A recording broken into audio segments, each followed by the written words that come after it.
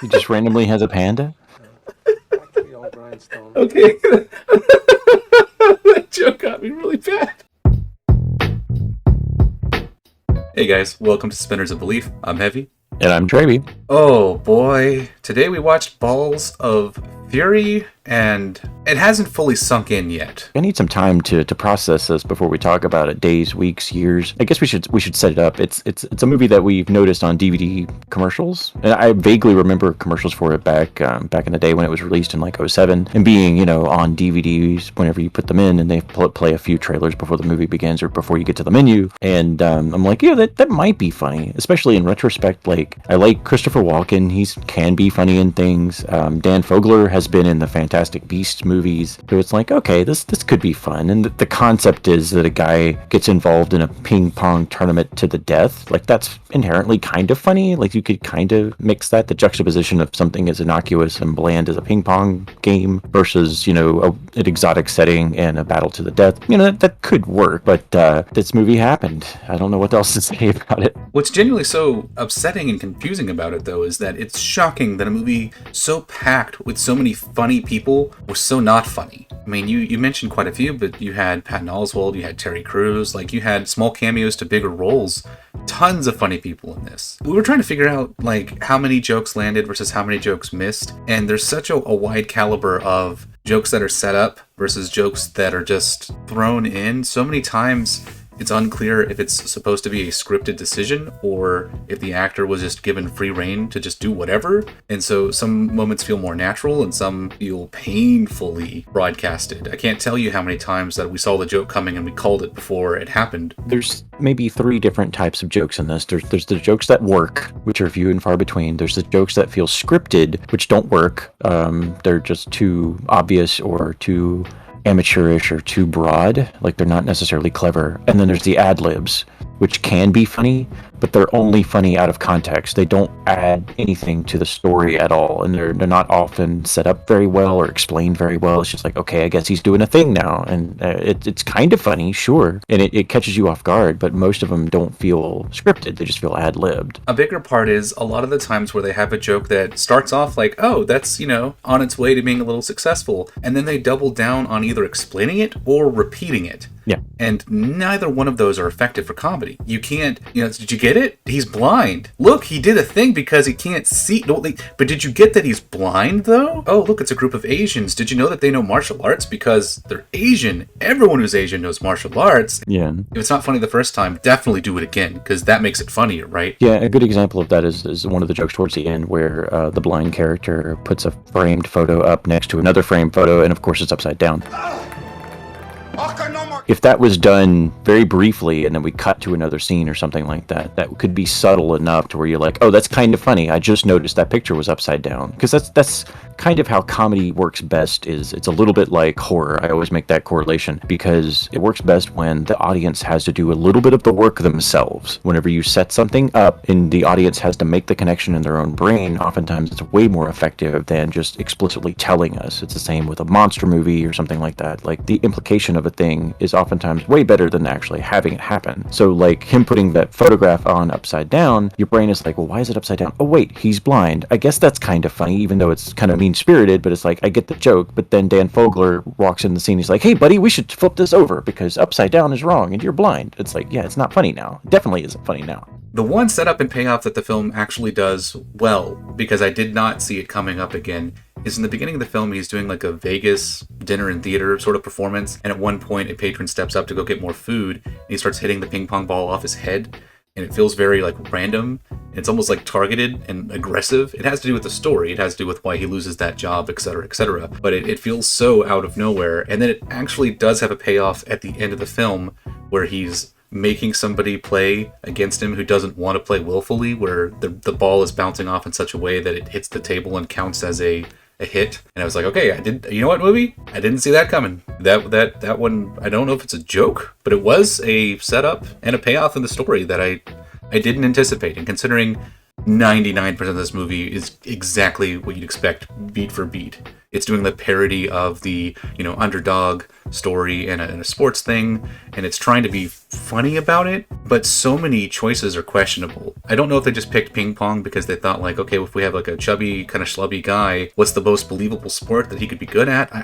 There's so many decisions in this movie I question, and I don't have any answers. I think that it didn't explain the rules of ping pong well enough. Like, I played ping pong, like, casually, I guess, as like a kid, but I don't know how the rules work professionally or anything like that. And there's a couple of moments where I'm like, I guess this character scored a point. I wasn't sure. Or like in the third act, they're like, oh, well, we're going to have points that don't like, or we can play without the table or something like that. And it's like, okay, well, that's funny because all of a sudden we're in like exotic settings and still technically playing ping pong somehow. That part got a genuine laugh out of me because they were just like walking through the set in different places while still playing. But they didn't explain it well enough. Like in the third act, they've got these suits on that electrocute you when you miss or when the other player scores a point against you. But Dan Fogler got at least 2 that we knew of that he lost. Did he get all 3?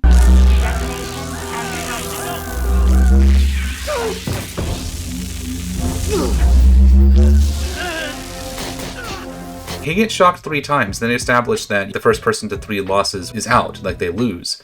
And he even makes a big point about like how, at 3 times you'll be electrocuted at 3.8 times the lethal electric dosage to kill a man. The batteries in them store enough electricity to kill 3.8 men. So after the main character has lost and been electrocuted 3 times and should be very, very, very dead, for plot reasons he's somehow not dead. Yeah. They don't explain that. It's a lot of technicalities that are kind of set up but not explained very well, so you just kind of roll with it. Like, oh, okay, I guess Dan Fogler won. Kind of weird, but whatever. There's some stuff that somebody took the time to try to structure properly, but it doesn't land very well at all. And it might just be my unfamiliarity with ping pong in general, so I don't get it. Maybe if I knew it better, I would get the joke a little bit more, but it's just like, okay, I guess that happened. There's a few things, there's lots of that in this movie, not just from the rules of ping pong, but just some of the comedy bits they're doing. Like, I guess that happened. It's not even funny because it's random. It's just strange. Whenever I watch a film, I always try to think, okay, even if it's a film that I had very few things that I enjoyed, I always try to think of some positives. With this film, I will say that the cinematography does try some things. At some points, it feels a little much like it's trying to ape off of something else that it saw, but there are a few clever visual moments of the way that a camera will dolly or the way that it will move. There are a couple of great shots, like there's a scene where he's trying to think of a way to escape, and he pokes a hole through this paper covering his window, and he sees that he's like the fresh doors are right there. So his immediate decision is to try to jump through the window, and it's barred. So somehow when he poked the hole, he did not notice the bars, but him trying to jump out of a window and just smashing into bars. Okay, that was pretty good. So there are times where it's deliberate and it can be set up, but even that joke is ruined a little bit because after he's fallen on the ground, he gets back up. Ow! Again, they double down on their jokes a lot. That's the difference of something like this versus Chris Farley, who was kind of a master at pratfalls. Is Chris Farley, it would have been, the next time someone else had seen him, he'd have had like bar bruises along his face. Mm-hmm.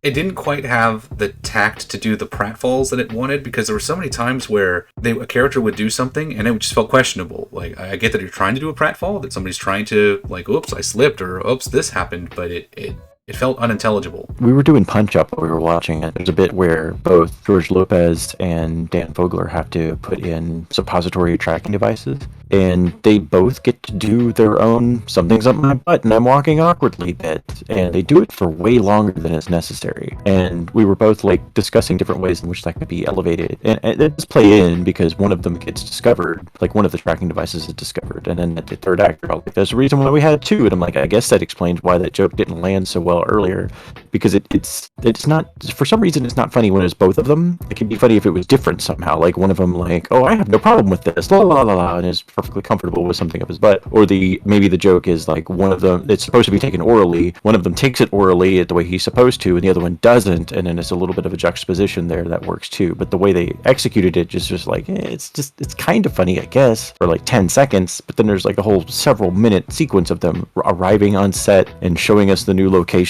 where they're going to have this tournament in the third act, but they're both walking kind of awkwardly. It's just, I don't know, it's just so much of this movie doesn't really land well, and I don't know if it needed like punch up from the script, like it needed another pass to try to write some of it better, or if it's all down to performances. It's like, I don't know, it's hard to parse out. That's why I was talking about need time to process it, to really think about what made it work and not work. Well, and then you have little character moments that I don't know if you want to blame that on the screenwriter or if the actors were just allowed to improvise and kind of try to add something to the script themselves. Because you have George Lopez who makes two separate Scarface jokes, and I can't imagine the screenwriter thought making a reference to Scarface twice was a good idea. So all I can think of is that George Lopez improvised both times a Scarface reference, and both cuts made it in the film. Because I can't, in good conscience, think that the screenwriter deliberately made two separate references to Scarface. It's not even like this is a drug movie. It's very, very odd. It wasn't funny the first time. It's not funny when you double down on it. That's this movie in a nutshell.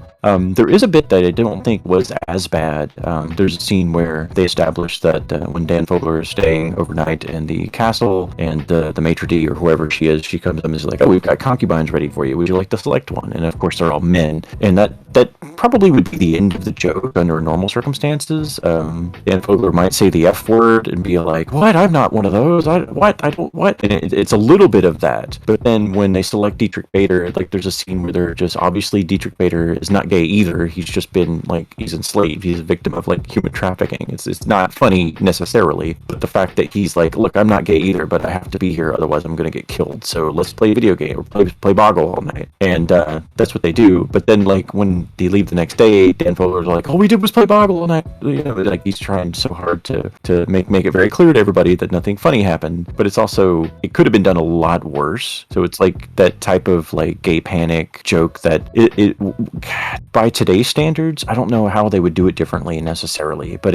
I gave it a lot of credit while we were watching. It's like, oh, this could have been so much more painful. This could have been like really, really embarrassing and not aged well. But at least like the joke was like in a realistic situation. If you are a straight man and you're in this situation and somebody gives you a male concubine, you'd be like, "Look, dude, we don't have to do anything. It's cool. Why don't we just play Boggle all night?" And that's kind of realistic and kind of funny in that like that's a naturalistic reaction to that, and it's fine. There's a couple of things later on that don't work so well, that are a little bit not great in terms of what they're doing with these characters, but that whole sequence I thought was okay, but not funny, but at least not painful and not insulting. So, well, you do have a moment in the third act where he goes back, it's like, "Something I have to do." And you're like, what is he talking about? And he goes to rescue the people who've been all captured and are being held. We don't see any women, but all these men that are brought to him that he goes to rescue. And it's like, oh, that's kind of a little hero moment. I was not expecting that from our protagonist character. And of course it doesn't go the way he plans, but that moment's nice. Yeah, and they don't necessarily make them all like, "Look how flaming they are," or anything like that. There's a little bit of that at the end, but for the most part, it's played pretty straight. Like, you know, he's going to take the time to rescue these guys. I'm like, okay, that's somewhat thoughtful. Like a different movie would have just had them be female characters, and it would have been awkward because he tries to play the whole like, "Oh, I've got a girlfriend at home. Well, kind of a girlfriend," and blah blah blah. They could have played that differently, or if it was male, they could have made like a gay panic thing. But instead, they did something different, and it's just a tiniest little bit of credit to the screenplay for not making it worse, I guess. Well, that movie was awful. So we were trying something different this month. We're going to watch a bunch of sports balls movies. So this one was ping pong. Maybe we should have not even tried with the ping pong, but what do you think we should watch next? Well, we looked at a big long list of different things, and I think out of what we've got up ahead, I want to go with Varsity Blues next. All right, then. Next up on Suspenders of Belief, Varsity Blues. See you there.